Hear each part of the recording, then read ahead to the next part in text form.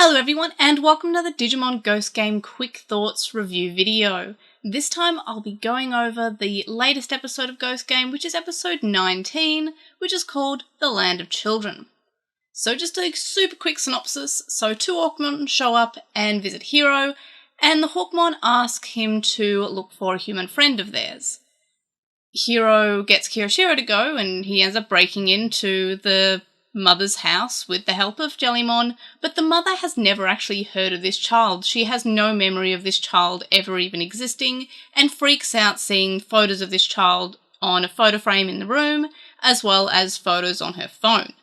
So we instantly know something's not quite right here. The group then discover that this is because of a Digimon called Petermon, who is not only making various children humans disappear, but also is making Digimon children levels disappear as well. The children try to rescue him, or rescue all of the children really, and Petermon ends up telling them that they stink of adults, even though they're only in junior high, but I guess children is like children as in primary school age.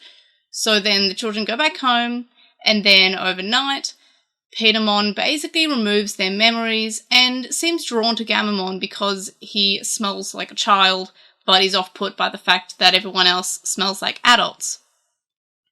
The group ends up being able to get in there with the help of using Gammamon as bait, and they end up fighting Petermon with the help of all the other children Digimon evolving as well, and then Hiro doing a little bit of talking and solving the episode by saying that he promises he won't become a grown-up that lies, and then Captain Hookmon shows up and I guess him and Petermon become boyfriends or something. It's very cute.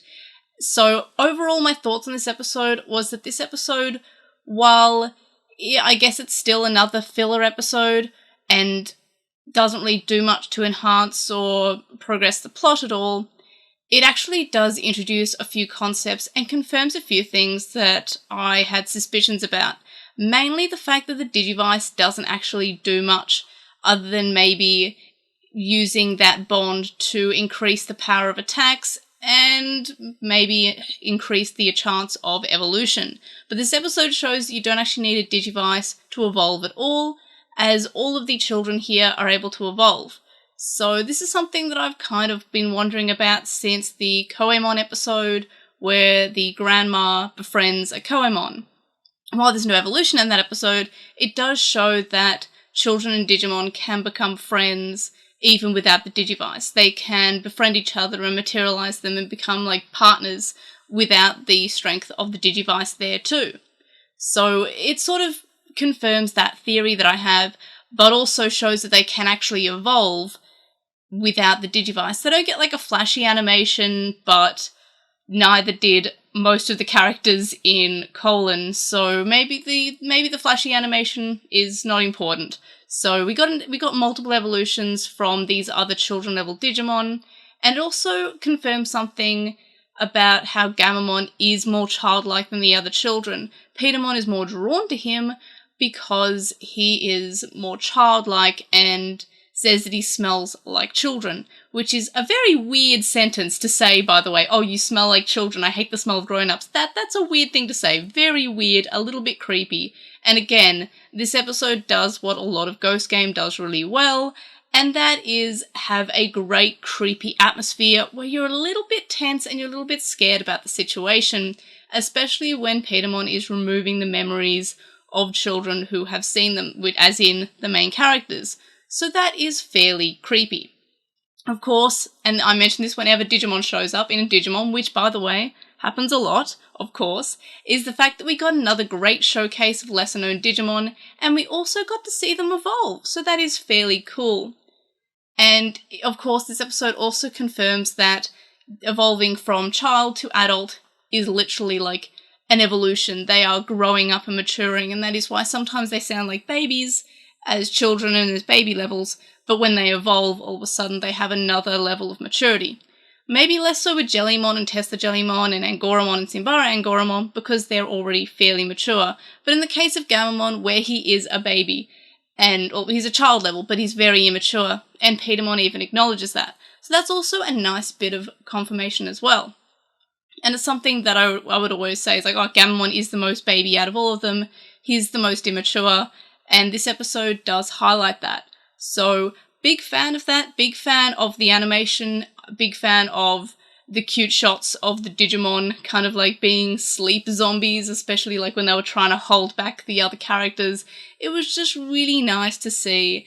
And again, while it wasn't plot really focused, it did confirm a few things, and especially it does some world building about what the Digivices do, which seems to be less than other seasons. You can have a partner Digimon, or you can have partner Digimons, as we saw in the last episode, and also this episode, with Kazuma having 2 Digimon, and Ruri being able to basically interact with Tesla Jellymon in a way that a human partner typically does.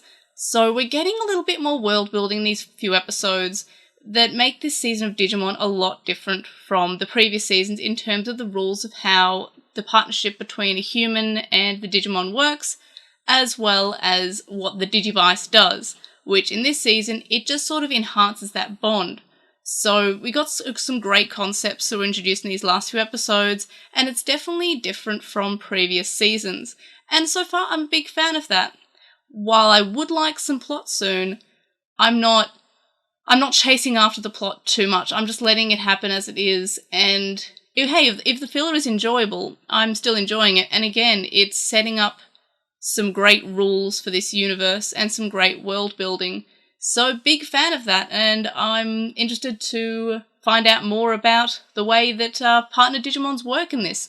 Does the Black Agumon that we saw have a partner that's also an evil human but doesn't have a Digivice? I don't know, but it's something that this season I'm sure we'll explain in due course. So basically, big fan of this episode, even if it doesn't really do much.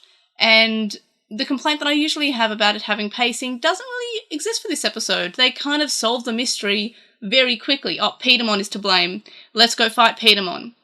So it had a great level of it had a good pacing and structure to this episode, where a lot of episodes of Ghost Game tend to focus too much on the investigation and the whodunit aspect, and then have a battle that is only is incredibly, incredibly short. So this episode paced pretty well, animated pretty well, and introduced a bunch of concepts which I found were just completely fascinating. Also had Hawkmon, so that's a big plus. I love Hawkmon. But anyway, those are my thoughts on episode 19 of Digimon Ghost Game. What did you think about episode 19? Let me know in the comments. Don't forget to like, and if you haven't already, subscribe. And I will see you on the next video. Bye!